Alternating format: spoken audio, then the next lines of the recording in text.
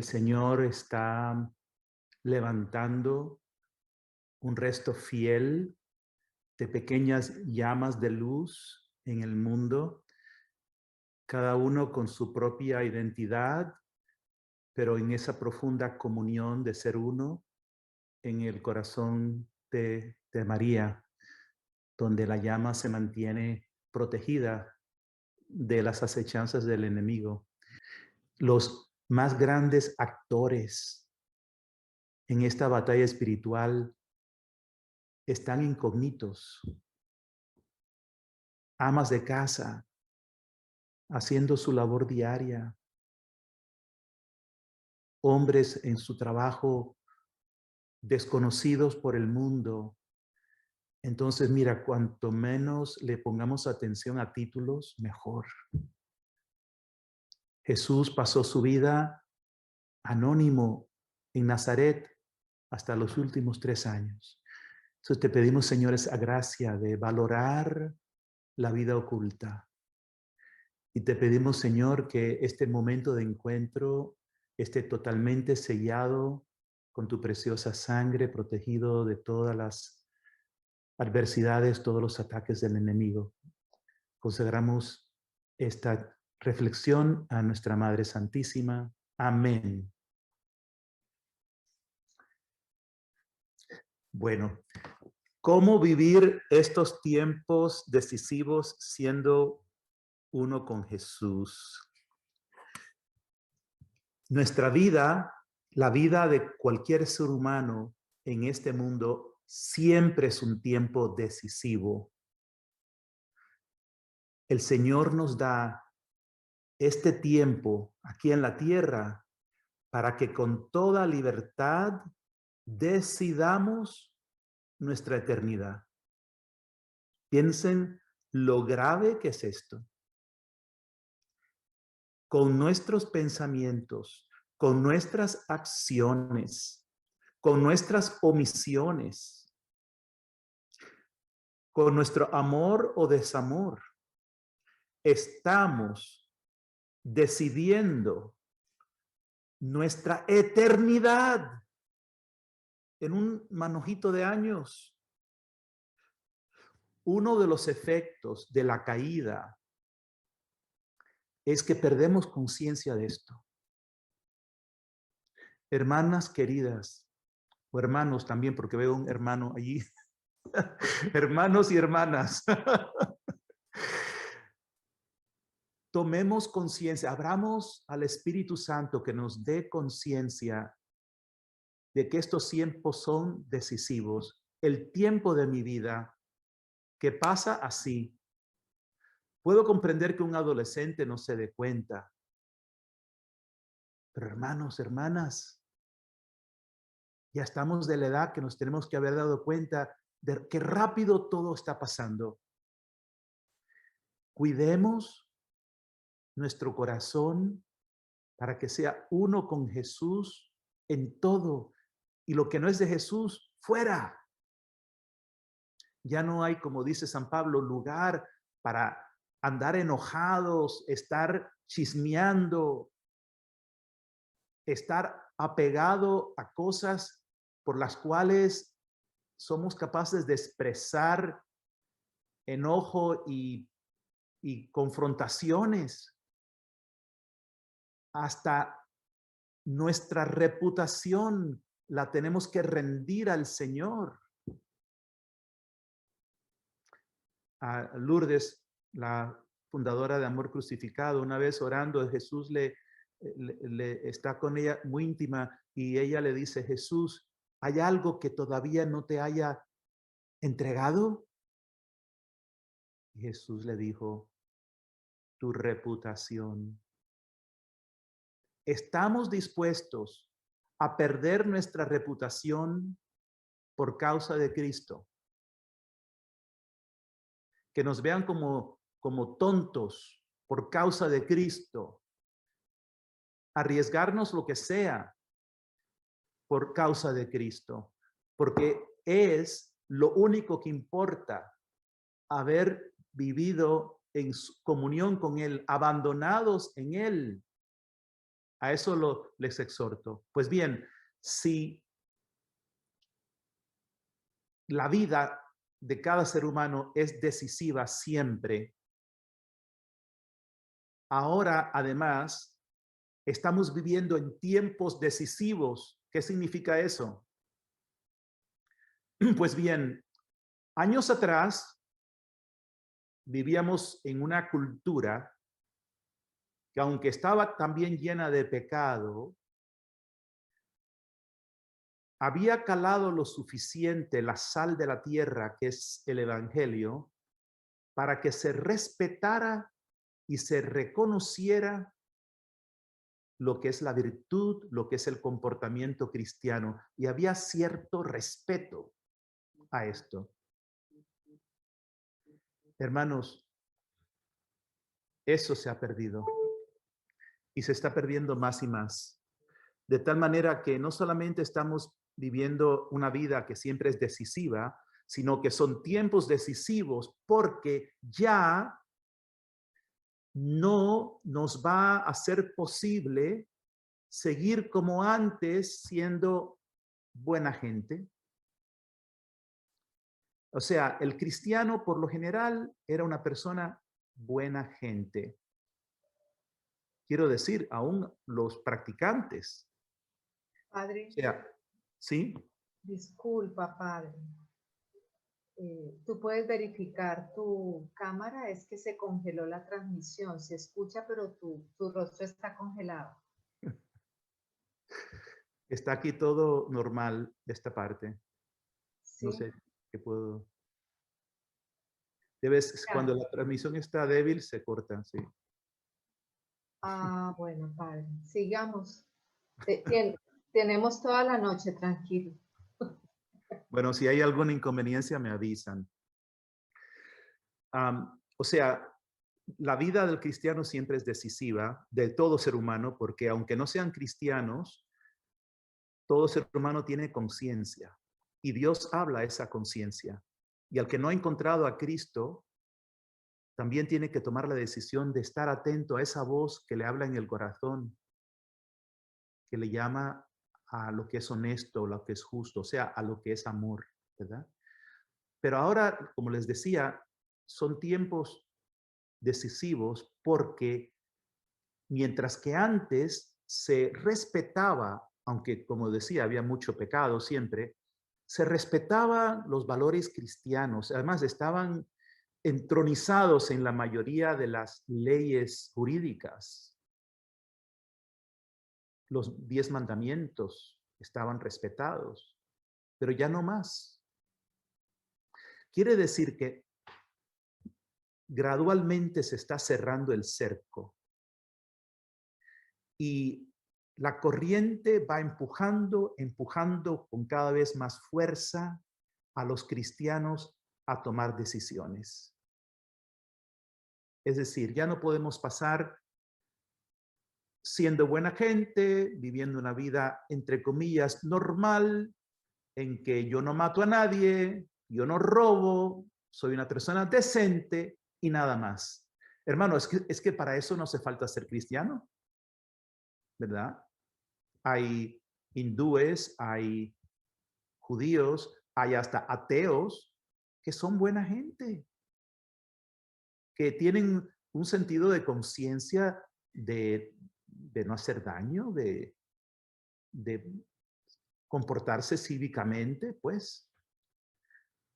Pero a medida que la sociedad va presionando a reconocer y aceptar lo que es contrario a Cristo, por ejemplo, empezamos viendo el aborto cada vez más fuerte, hasta que ya aquí en Estados Unidos el aborto es legal por los 9 meses. Ahora ya hay un gobernador que abiertamente ha hablado sobre el derecho también de la mujer de matar al niño después de nacer, porque al fin y al cabo, si lo podía matar 5 minutos antes, ¿por qué no 5 minutos después?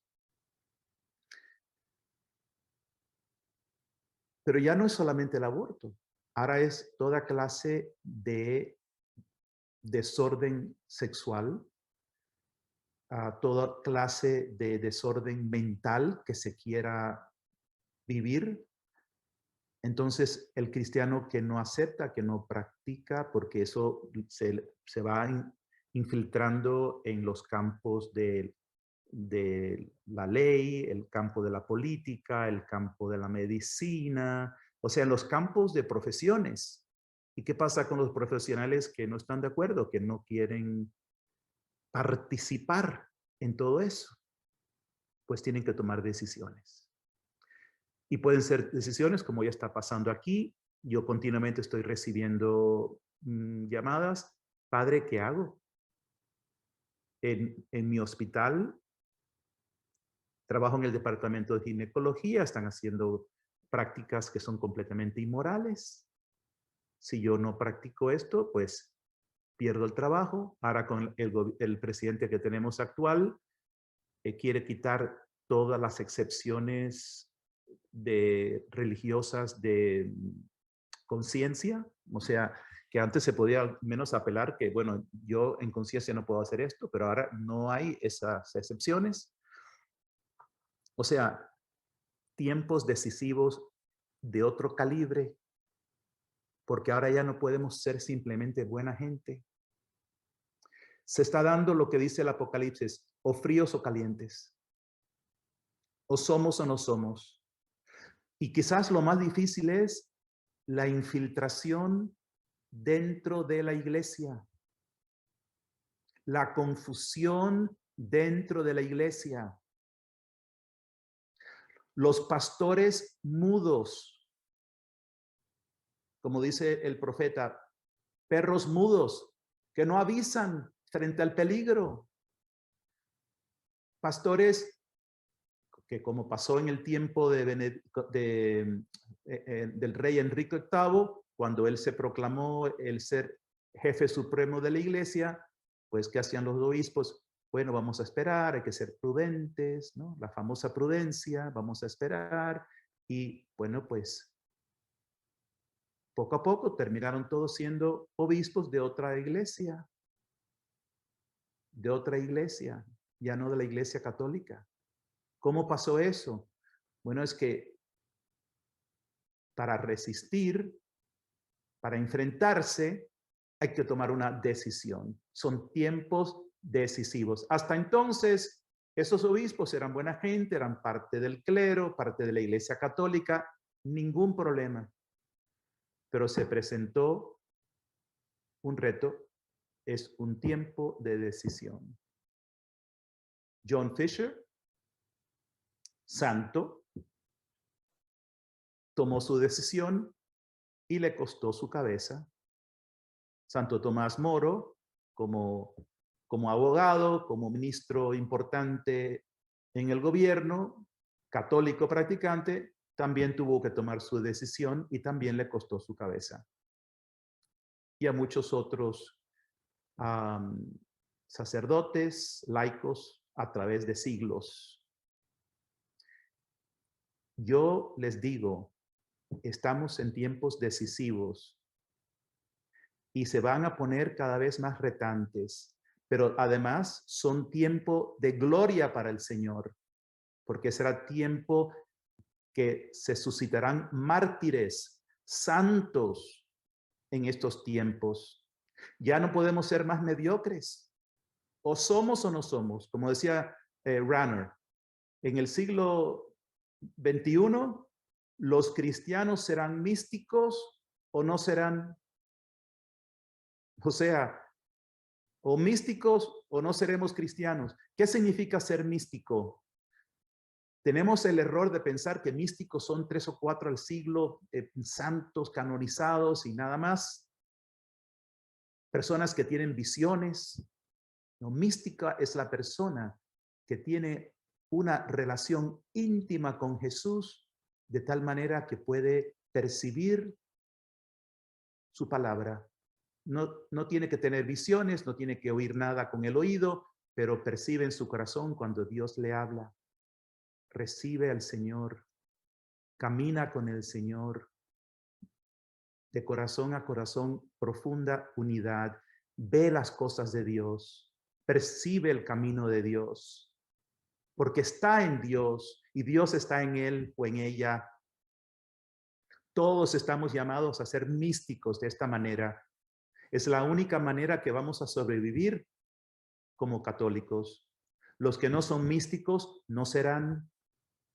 El que se conforma con ser practicante, cumplir, está viviendo en el Antiguo Testamento.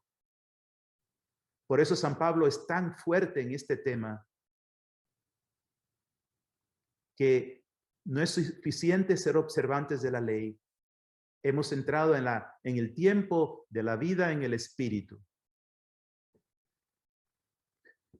Es una vida nueva, diferente, que se va haciendo realidad en nosotros. Es una transformación de nuestro ser que creo que muchísimas de ustedes, si no todas, me van comprendiendo, porque lo han experimentado.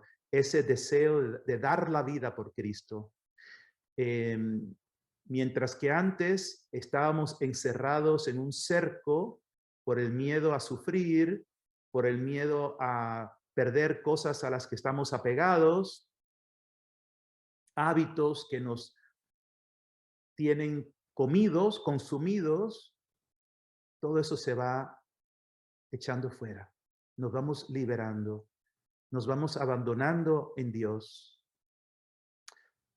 Ahora viene una pregunta, pero padre, o en este caso, ¿no?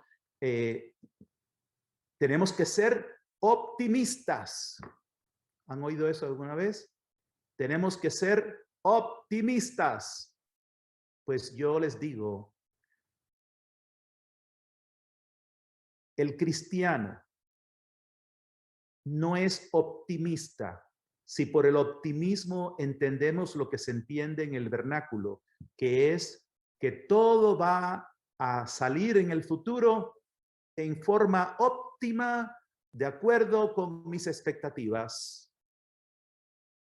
Tengo unos proyectos bonitos para mi familia, para mi trabajo, para mi grupo, y con la ayuda de Dios, porque Dios es muy bueno, todo va a surgir tal como tengo mis expectativas. Claro, con la ayuda de Dios. Eso es ser optimista. El cristiano no puede ser optimista, ¿no? Ni tampoco pesimista. El cristiano vive en fe, que es otra cosa. Fe es confianza en Dios. Nosotros nos abrimos a la gracia de recibir su palabra, y esa palabra actúa y vive en nosotros, y nos abandonamos al misterio. Hágase, Señor. Quizás todo lo que estoy pensando que va a ocurrir, mis expectativas no se dan. Hágase, Señor. Les voy a dar un ejemplo de la Biblia. San Pedro, era muy optimista. Él tenía grandes sueños para el reino de Dios. ¿Qué ocurrió cuando Jesús le dijo que iba a ir a Jerusalén? Que ahí lo iban a entregar, que lo iban a matar. Pedro, el optimista, ¿cómo reaccionó? Oh, no, Señor, eso no puede pasar. En otras palabras, yo tengo mejores planes, Señor, para tu reino. ¿Y cuál fue la respuesta de Jesús? Para el optimista Pedro, apártate de mí, Satanás, porque piensas como los hombres y no como Dios. Entonces, no seamos optimistas, no seamos pesimistas, seamos personas de fe. No sabemos lo que viene, pero podemos percibir que las cosas se están poniendo cada vez más oscuras. Entonces tenemos que estar con los ojos fijos en el Señor, si ponemos atención a las palabras proféticas de santos como Juan Pablo II, personas de total confianza como Benedicto XVI, podemos entender que precisamente vienen tiempos muy difíciles. Ustedes saben que en el 79, cuando nos visitó Juan Pablo II, aquí a Estados Unidos, en el Congreso Eucarístico de Filadelfia, él dijo que estamos en la batalla decisiva entre Cristo y el anticristo, entre la iglesia y la antiiglesia. Él le llamó la confrontación final a lo que estamos viviendo. Y ciertamente lo que estamos viendo aún dentro de la iglesia, obispos contra obispos, escándalos sin parar. Desde el Vaticano hasta la iglesia local. Estamos viendo la gran apostasía. En Alemania solamente, el año pasado aproximadamente 200,000 católicos apostataron oficialmente de la iglesia, dejaron la iglesia católica. Y los bautismos, los matrimonios en la iglesia en el occidente, en Estados Unidos, en Europa, etcétera, están en un desplome total. O sea, la forma en que la persona en general perciben a la Iglesia Católica en este momento no es muy buena. Los escándalos y la confusión ha calado muy profundo. ¿Y por qué nos quedamos en la iglesia entonces? A ver, si la iglesia está tan llena de tanto pecado, tanto escándalo, tanta confusión, ¿por qué nos quedamos en la iglesia? Por la promesa del Señor. Yo estaré con ustedes hasta el final. ¿Estarán ustedes conmigo? Y el Señor prometió que las fuerzas del infierno, las puertas del infierno, no prevalecerán contra ella. Eso no quiere decir que no va a aparecer en momentos que está a punto de naufragar. Pero ¿saben qué? Jesús sigue estando realmente presente en la Eucaristía. Jesús sigue estando realmente presente en la palabra de Dios que se nos proclama. Y respectivo al valor de la vida personal del sacerdote. Jesús es fiel y se nos da. Sigue estando presente en todos los sacramentos. Y sigue guiándonos con la doctrina a pesar de tantas cosas que se dicen alrededor que pueden ser confusas. La doctrina sigue ahí presente. Y hasta el Papa puede decir cosas que uno se queda sorprendido. Pero tenemos que tener la madurez ahora como católicos adultos de distinguir lo que es algo que el Papa diga en un avión, lo que diga en una entrevista, lo que diga un día al público y lo que es realmente el magisterio de la Iglesia Católica.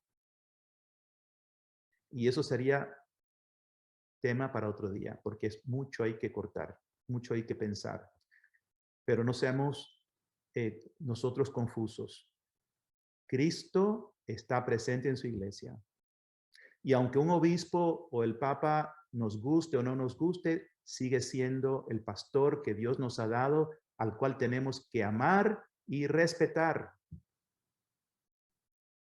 Y orar mucho por ellos, porque realmente si es tiempo decisivo para cualquier católico, imagínense los ataques que ellos están teniendo. Tremendos ataques. Y además, cómo se asesoran, ¿no? Es muy difícil, pues. Entonces, sí, tenemos que ser personas de fe. No tanto optimistas, pero sí personas de fe. Y la fe nos dice, nos revela que los tiempos de prueba son los tiempos en que más gloria le podemos dar al Señor, donde surgen los mayores santos, Además, la fe nos dice que todo está en manos de Dios y que Dios de las pruebas más grandes sacará los mayores bienes. Entonces, no es que las cosas van a ser como las tenemos soñadas. Amor crucificado puede desaparecer. Las seguidoras de Jesucristo pueden desaparecer, pero Cristo no va a desaparecer. Y toda la riqueza que hemos recibido en el tiempo que Dios nos ha dado a vivir en estas comunidades no va a desaparecer. Digo eso porque no sabemos qué viene en el futuro, pero la verdad es que lo que Dios ha hecho con las seguidoras, lo que Dios ha hecho con Amor Crucificado y tantas otras comunidades, es una obra bendita de Dios. Entonces no se asusten ni cojan ansiedad si caen bajo fuego. O sea, quiere decir, es atacada, es incomprendida, etcétera, etcétera. No tengan ansiedad. Estamos en manos de Dios. ¿Acaso no fue Dios quien la formó para empezar? ¿Acaso alguno de nosotros era capaz de formar las seguidoras a lo que son hoy día? Pues claro que no. Somos instrumentos, ¿verdad? Cada uno de ustedes que ha contribuido su gracia, su carisma, pues ha contribuido a la obra de Dios, pero es la obra de Dios. Nosotros puede ser que faltemos un día, vamos de hecho a faltar un día, pero Dios va a seguir adelante, ¿ves? Entonces, Jesús dice en Juan 16, versículo 1, les he dicho esto para que no se escandalicen, serán echados de las sinagogas. Más aún llegará la hora en que los mismos que les den muerte pensarán que tributan culto a Dios. O sea, serán personas religiosas que arremeterán contra nosotros, creyendo que están haciendo algo muy bueno, que le están dando culto a Dios. Los tratarán así porque no han conocido ni al Padre ni a mí. Hermanas, hay sacerdotes, hay pastores que no conocen a Jesús, que no conocen al Padre, que son hasta quizás buena gente, que funcionan, pero no tienen vida mística, no tienen una relación íntima, ni siquiera saben que es posible, porque hemos vivido un cristianismo tan mediocre por tanto tiempo que nos hemos acostumbrado, por lo menos yo les digo, yo viví hasta que experimenté la gracia de la renovación en el Espíritu Santo. Yo era buena gente, yo cumplía los mandamientos, yo valoraba la vida cristiana, yo sé que el Espíritu estaba en mí, que yo tenía gracia de Dios, pero yo no conocía íntimamente a Jesús. Pensé, lo conoceré cuando me muera y me vaya al cielo. Pero aquí en la tierra es cuestión de portarse bien, de cumplir y nada más. El Señor quiere irrumpir en nosotros, purificarnos profundamente y llevarnos a una comunión con Él. Ojos no han visto, que oídos no han escuchado, ni el corazón comprende. Esto no se trata del cielo, estamos hablando de aquí en la tierra. Y esto, por lo general, solo ocurre a través de grandes pruebas, de grandes sufrimientos, de grandes despojos en la vida, aún de cosas muy buenas. ¿Cuántas, eh, cuántas mujeres divorciadas me han dicho que a través del sufrimiento tan grande que han vivido, han descubierto qué mediocre eran antes y han encontrado una vida nueva en Cristo que antes no poseían? ¿Acaso es que Dios quiere el divorcio? Claro que no. Pero Dios, aún de las cosas más terribles, puede sacar cosas buenas. El Papa Benedicto XVI, en el año 2012, dijo esto: a mi parecer, el destino del mundo en esta situación dramática depende de esto: de si Dios, el Dios de Jesucristo, está presente y si es reconocido como tal o si desaparece. Está hablando si desaparece de las conciencias, de los corazones, de las leyes, de la cultura. Dice el Papa, es fundamental,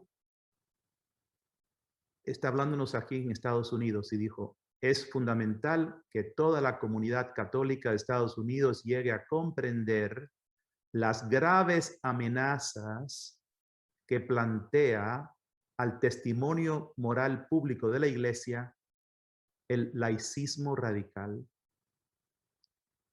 que cada vez encuentra más expresiones en los ámbitos político y cultural. Y es exactamente igual en Colombia, ¿no? Es preciso que en todos los niveles de la vida eclesial se comprenda la gravedad de tales amenazas. La gravedad de tales amenazas. Esto es grave. Esto nos va afectando más y más y nos va llevando a tiempos decisivos. Dice el Papa, la formación de líderes laicos comprometidos y la presentación de una articulación convincente de la visión cristiana del hombre y de la sociedad siguen siendo la tarea principal de la Iglesia. Vemos cómo el mal quiere dominar el mundo y que es necesario entrar en lucha contra el mal. Vemos cómo lo hace de tantos modos cruentos, con distintas formas de violencia. Ojo, dice, pero también enmascarado como el bien, destruyendo así las bases morales de la sociedad. O sea, el mal enmascarado como el bien. Esa es su manera favorita de actuar, presentándonos lo que parece que es muy positivo, que es muy bueno, muy justo, derechos, libertades, cuando en verdad es todo lo contrario.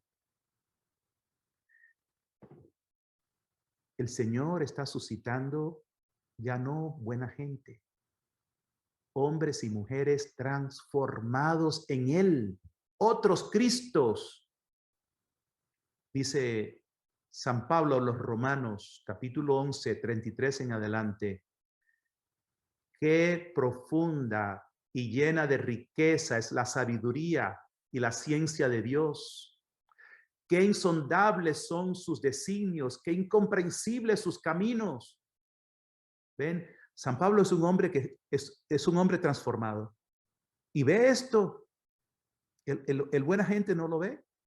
Anda cumpliendo sus tareas, pero no ve esto, ¿no? Dice San Pablo, ¿quién penetró en el pensamiento del Señor? ¿Quién fue su consejero? ¿Quién le dio algo para que tenga derecho a ser retribuido? Porque todo viene de Él, ha sido hecho por Él y es para Él. A Él sea la gloria eternamente. Amén. Esto es un hombre transformado. Y así manifestando esa transformación que Él vive, ahora nos reta en Romanos 12:1 diciendo, por lo tanto, hermanos, yo los exhorto por la misericordia de Dios a ofrecerse ustedes mismos como una víctima viva y agradable a Dios. Este es el culto espiritual que deben ofrecer. ¿Entendieron? Ofrecerse como una víctima viva, santa, agradable a Dios. Cuando estuve con ustedes, compartimos sobre lo que es ser alma víctima. Hoy día todavía la inmensa mayoría de los católicos te les hablas de alma víctima y salen corriendo como si fuera una novedad, una cosa rara. Está en la Biblia, es la palabra de Dios. San Pablo nos dice, ofrézcanse como víctima viva. Es decir, en otras palabras, ofrézcanse al Padre uno con Jesús. Eso no quiere decir que estamos buscando penas y sacrificios y sufrimientos. Estamos entregándonos, haciéndonos vulnerables completamente a la voluntad del Padre, porque somos uno con Jesús y ya no tenemos miedo. Ya no tenemos miedo de ofrecernos, de entregarnos incondicionalmente. Esto es lo que es necesario decidir ya. O somos o no somos. ¿Nos entregamos así o no? Es la renovación de todo nuestro ser, la mente, el corazón, para ser realmente discípulos de Cristo, que estemos consumidos con el fuego del Espíritu Santo, por amor a Él, prestos para dar nuestra vida, no en un momento teórico de paredón de fusilamiento, no, hoy, esa persona que me ofende, yo le respondo con amor. Esa situación que me molesta, ¿cómo la vivo? O sea, en lo diario, optar por vivirlo como una ofrenda de amor por Dios, muriendo a mí mismo por amor a Dios. Eso es el victimazgo de la vida ordinaria que el Señor quiere de nosotros. En el libro del camino, por cierto, que lo acabo de poner ahora en la página en forma EPUB, que es el formato que lo pueden bajar y lo pueden poner en un, no sé cómo se dice en español, un book reader, o sea, la tableta o teléfono o algo así fácil de leer así. Bueno, pues ahí dice, Dios desea llevarnos a tal profundidad de unión que podamos participar del amor de Jesús, que está siempre en unión con el Padre, dándonos en amor puro. Es vivir en los gemidos del corazón de Jesús. Jesús sufre, llora por su pueblo. ¿Cuánto le pesa a Dios ver la condición de los hombres hoy día, la ceguera que hay? Cada día estamos más locos en este mundo, más alejados de la verdad. Todo se ha tergiversado y a Jesús le duele. Entonces, lo primero que tiene que hacer es que me duela a mí también, porque lo que le duele a mi Señor me tiene que doler a mí, porque somos uno en el amor. Y entonces lo acompaño a Él, pienso en Él. No, ¿cómo vamos a resolver este problema? ¿Y qué vamos a hacer? No, primero vamos a acompañar al Señor. Entonces, Él nos va a decir lo demás. Es una oportunidad de sufrir con el amado. Es imposible que yo ame a una persona y no sufra con él o con ella sus sufrimientos. Imposible. El que ama sufre lo del amado. Pero es que muchas veces tenemos al Señor tanto como un benefactor y no como un esposo, que realmente no sufrimos lo de él. Le pedimos que nos ayude, que todo nos vaya bien, que se realicen nuestros proyectos apostólicos, que vaya bien en nuestra comunidad. O sea, dame, dame, dame, Señor, porque todo lo que te estoy pidiendo es buenísimo. Todo lo que te estoy pidiendo es santo.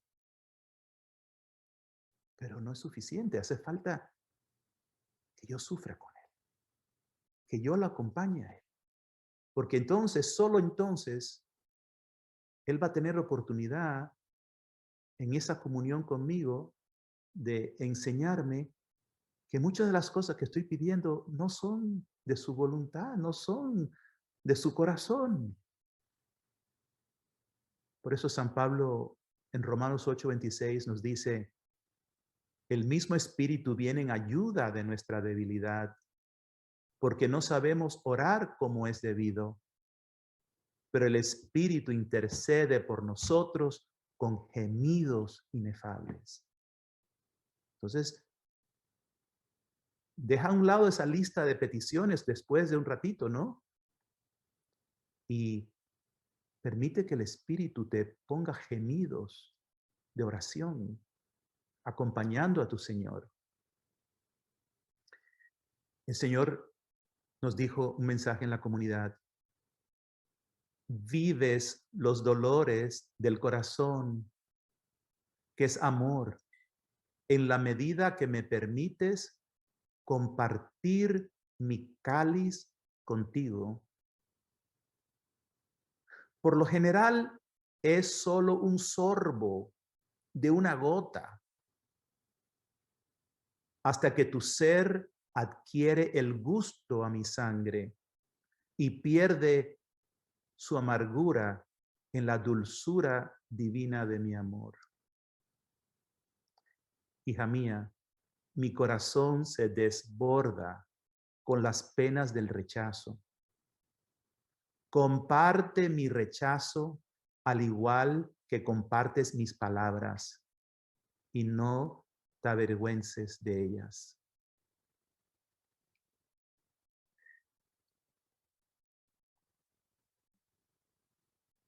Las penas del rechazo. Miren, si tú te sientes rechazada, se forma un rollo en tu corazón, ¿cierto? Se perturba el corazón, te afecta. Y entonces quizás dices, Señor, te ofrezco este rechazo. Espera un momento, hay otra manera muy, muy diferente que Dios quiere que nosotros breguemos con esto. Si alguien te rechaza, lo primero que tienes que hacer es mirar a Jesús rechazado, porque Él es el centro de tu vida, no tú misma. Entonces, entra en el rechazo de Jesús. Y Él te va a mostrar como cuando tú eres rechazada, Él es rechazado.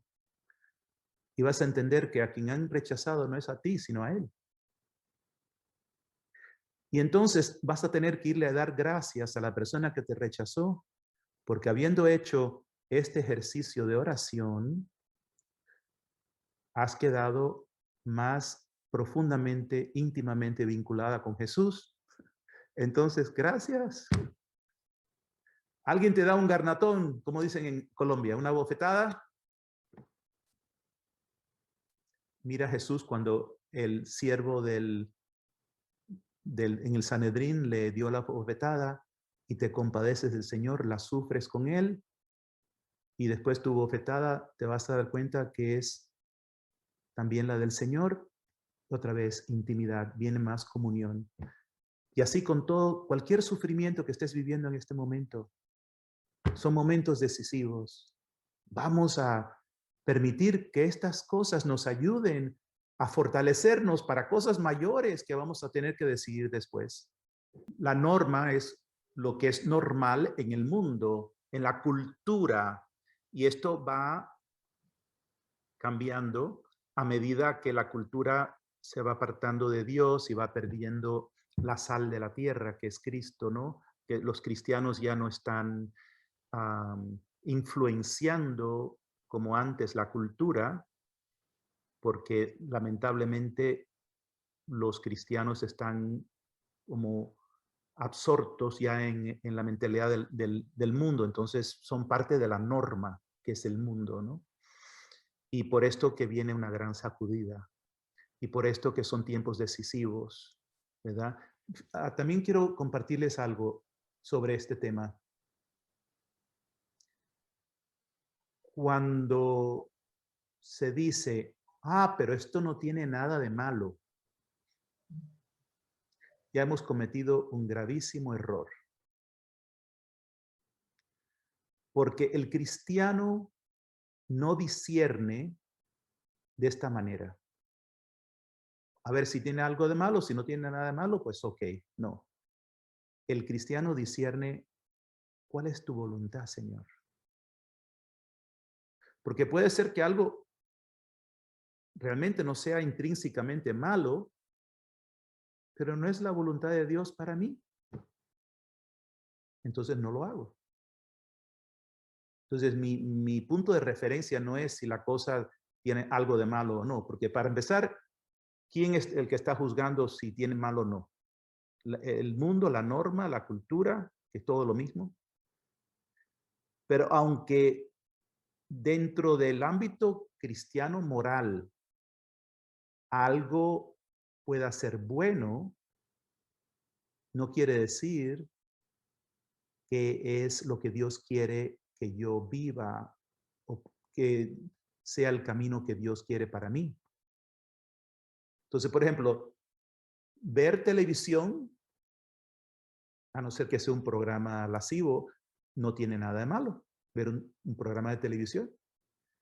Ahora, la pregunta es, Señor, ¿quieres tú que yo pase este tiempo viendo televisión? ¿Ves la diferencia? Entonces, ¿qué es lo que Dios quiere? Y Dios quiere muchas cosas que son muy naturales. Por ejemplo, una cosa que Lourdes nos enseñó mucho, ¿no? Porque ella es ama de casa, tiene un esposo, tiene 8 hijos. Y ella dice, a mi esposo le gusta los juegos de béisbol, de pelota. Y es lo que Dios quiera para mí es que yo me pase tiempo con mi esposo viendo juego de pelota. Porque eso es lo que le gusta a mi esposo y para compartir con él. Y así muchas otras cosas. Por la comunión en la vida ordinaria que Dios quiere. Entonces, si una mujer se quiere pasar tanto de ser tan pura y tan religiosa, no, yo nunca veo televisión para nada. Yo puede ser que esté distanciándose de la voluntad de Dios en la participación de la vida con su marido en cosas que en sí no son malas. Puede ser que le diga, amor, mira, ya vi un partido, ahora voy a hacer otra cosa, está bien, ¿no? Porque no tiene ahora tampoco. Pero hay que estar consciente de que las cosas ordinarias tienen su valor y pueden ser lo que Dios quiere que en santidad se viva. Pero hay que saber distinguir, Señor, ¿qué es lo que te da gloria en este momento? ¿No? Y a veces nos puede sorprender el Señor, porque puede ser que sea una cosa muy sencilla, pasarse un ratito con una persona que está triste, que está sola, simplemente compartiendo. Puede ser lo que más le agrada a Dios en ese momento. Mira, otro ejemplo de esto, con Lourdes, ella tiene la costumbre por la mañana, les preparaba, ya están mayores, pero cuando eran niños, leche, le ponía un poquito de polvo de chocolate en la leche, un vasito para cada niño, ¿no? Y después ella fundó en Miami lo que se llaman homeschoolers, que son las familias que educan a los hijos en su casa en vez de en la escuela. Y entonces ella pues siempre estaba adiestrando, enseñándole a madres a cómo ser profesoras para sus hijos y todo este tema, ¿no? Y pues pasaba mucho tiempo ayudando a las madres, ¿verdad? Y una noche le preguntó ella al Señor, a Jesús, Jesús, lo que he hecho en este día, ¿qué es lo que más te ha agradado? Y ella pensó, en su mente, su tendencia hubiese sido pensar, bueno, se había pasado 1 hora con esta señora enseñándole a ser madre para sus hijos. Pensó que eso sería lo que más le agradó a Dios.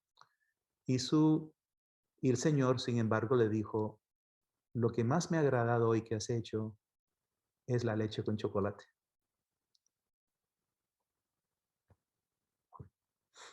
Algo tan ordinario, lo estaba haciendo con tanto amor por sus hijos. Y eso es lo que más le agradó a Dios. Entonces, hacer lo ordinario con mucho amor, estar atentos que la vida se va gastando haciendo cosas ordinarias que son la gloria de Dios, es las almas víctimas ocultas que tienen el poder para transformar al mundo. Créanlo, tienen ustedes el poder de ser sal de la tierra, de dar luz al mundo sin que nadie se dé cuenta. Si no fuera por eso, ya no estaríamos ya destruidos.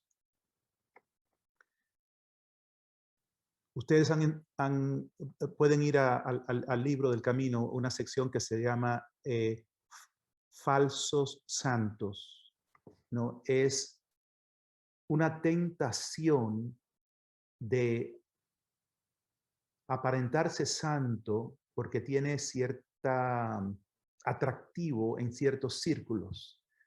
Aparentar devoción, aparentar santidad, aparentar que tenemos especiales carismas, a la gente son atraídas por las personas que hacen milagros y nos gustaría tener un poquito de todo eso, ¿no? Como el Simón el Mago, ¿no? Utilizar los milagros, los carismas, aparentar, y eso es deplorable. Es una ofensa terrible a Dios. Los verdaderos santos eran gente sencilla, humilde, no normales, y vamos a empezar normal como el mundo, ¿no? Pero eran personas naturales en el sentido de que la gracia se edifica en una naturaleza sana. El santo que sabe reír. Me encanta la Beata Conchita porque ella hacía chistes, hasta escribió un librito de chistes. Entonces, si te ven a ti como una persona que no sonríe, que no puede escuchar un chiste sano, ¿verdad?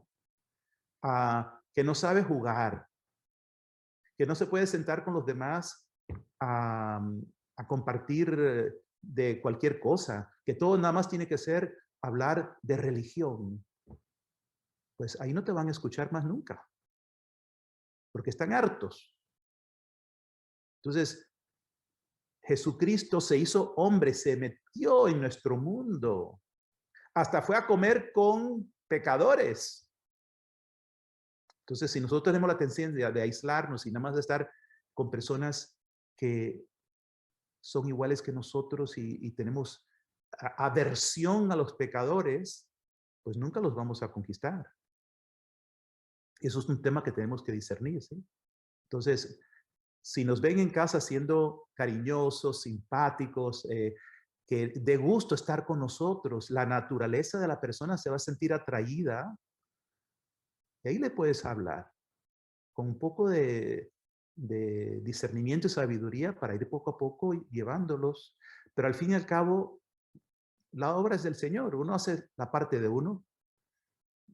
Hay miembros de las familias de Madres de la Cruz en la comunidad que no están siguiendo el camino de Cristo, para gran dolor de sus padres. Y no hay nada que hacer, que no estén haciendo, están haciéndolo todo bien. Están dando buen ejemplo, los están amando y todo, pero mira, cada uno va a discernir, ese es el misterio. Mira, Jesús tuvo un apóstol, uno de los 12, traidor. Los otros lo negaron, salieron corriendo, no estaban con él al final. Entonces no se sientan culpables ni se sientan mal de que no están teniendo los frutos que quisieran. Ahí tampoco podemos ser optimistas, tenemos que ser personas de fe. Está en manos de Dios. Para buscar ser amados, nos creamos una imagen de nosotros mismos, muy bonita, pero muy falsa. Y la protegemos a capa y espada, porque esa es la imagen de que yo tengo de mí mismo, y eso es vivir en la mentira. La verdad es que Dios me ama tal cual yo soy. Yo no tengo que fingir nada. Dios no me va a amar ni más ni menos si soy más santo o menos santo. Dios ama a todos con todos un amor infinito. La diferencia es que no todos se abren a recibir el amor igual. Unos lo reciben más, otros menos, porque es la receptividad de cada uno. Yo recibo, el otro recibe, cada uno más o menos según cada uno abra su corazón a recibir. Entonces, si tú entiendes esto, que Dios te ama tal cual eres, entonces le puedes abrir el corazón sin miedo y Él te va a mostrar cuáles son los impedimentos a que Él pueda reinar en ti.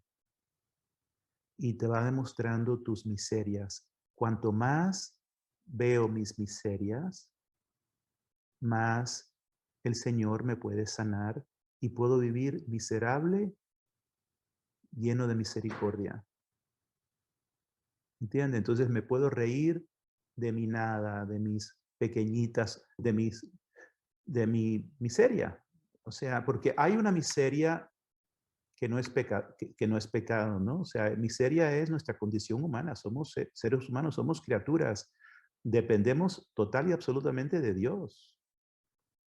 Entonces, carecemos de muchas carismas, de muchas cosas. Entonces, pero puedo seguir siendo santo sin tener tantos carismas, sin tener tantos dones, claro. Entonces, me puedo reír y decir, ¿sabes qué? Yo no soy bueno eh, en esto, no tengo don de sanación, yo no tengo el don de la palabra, yo no tengo, pues, acepto mi miseria como San Pablo, ¿no? Que tenía esa dificultad, esa espina en el costado, y el Señor le enseñó a vivirla con total confianza en Él. Tu gracia me basta, o mi gracia te basta, le dice a San Pablo. Entonces, Señor, tu gracia me basta. Soy tan pequeñito, soy tan poca cosa, no soy importante, no hago cosas influyentes. Sin embargo, sé que me amas y sé que soy como tú quieres que yo sea. Eso es una parte. La otra parte es que realmente tenemos pecado. Y el pecado lo escondemos porque afecta nuestra autoimagen. Y está tan enraigado en nosotros que quizás ya ni siquiera lo podemos ver. Está como en ese cuarto oscuro, ¿no? Y tiene que salir a la luz. Y nosotros no podemos hacerlo solos.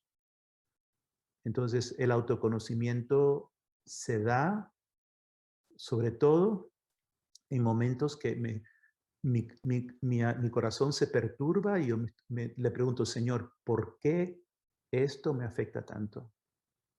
Y si soy humilde y abierto, me empiezo a dar, el Señor me puede hablar y decir, mira, es que esto te está pasando en tu corazón, el problema está adentro. Te llamaron estúpido, eso está mal, pero ¿por qué a ti te afecta tanto? ¿Porque tienes vanidad? ¿Porque te crees inteligente? Entonces, ese es mi problema adentro. Hay un problema afuera, ¿no? No está bien que me llamen estúpido, pero como yo reacciono, como a mí me perturba, es que no tengo paz.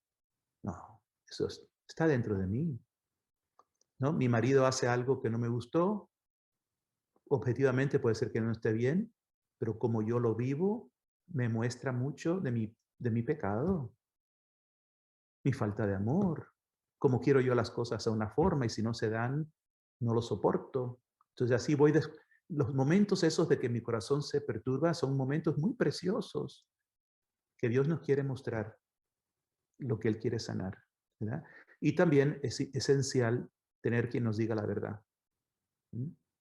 ¿Hay alguien en tu vida que se atreve a decirte la verdad? ¿Y cómo lo vives cuando te la dice?